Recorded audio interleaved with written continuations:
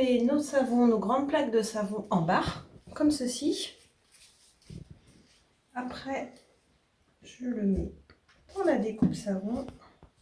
Je le cale bien, je vais le positionner comme ça. Et après, on les positionne un par un. Des manuels. Et là, ils vont rester en séchage, hein, comme les autres, pendant 6 semaines.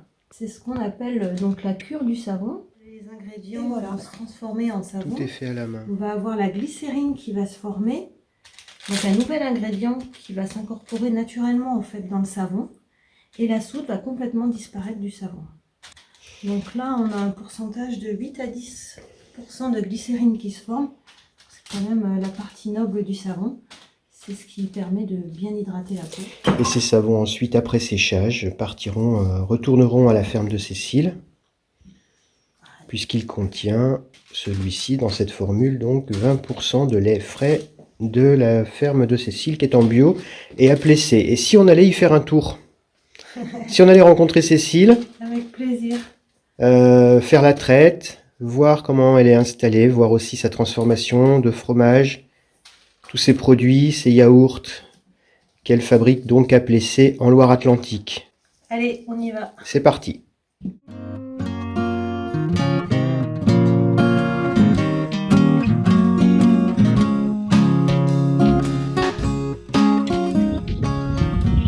Donc nous avons décidé de vous faire découvrir la ferme de Cécile.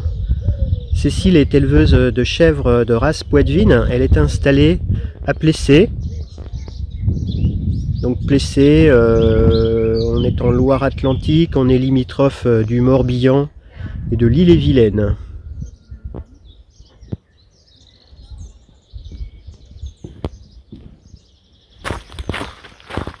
Là, on découvre à peine la chèvrerie derrière, sur le pleureur. Les arbres. Il est superbe. Donc voilà la chèvrerie, tout en bois. Donc Cécile élève des chèvres, non seulement, mais également elle fabrique du fromage. Fromage de lait de chèvre poitevine. Ce qui n'est pas si courant, puisque il n'en reste pas. Le cheptel en France n'est pas très important. Et c'est une espèce, c'est une race de chèvre en voie de réintroduction. Alors Lulu est venu nous accueillir. Bonjour Lulu. Bonjour Lulu. Et elle nous ouvre la voie. Allez Lulu, montre-nous la chèvrerie.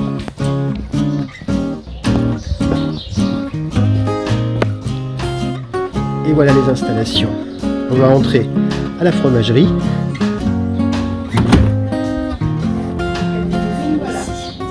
Bonjour Cécile. Bonjour Olivier.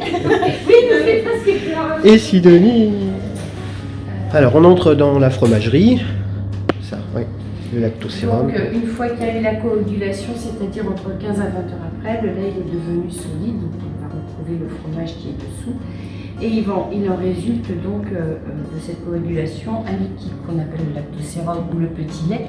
Et c'est ce produit avec cette flore, toutes ces bonnes bactéries qui va me servir tous les jours à ensemencer mon lait. C'est-à-dire que je vais calculer mon pourcentage qu'il faut par rapport au volume de lait. Je vais ajouter ce petit lait dans le lait de ce soir et demain matin.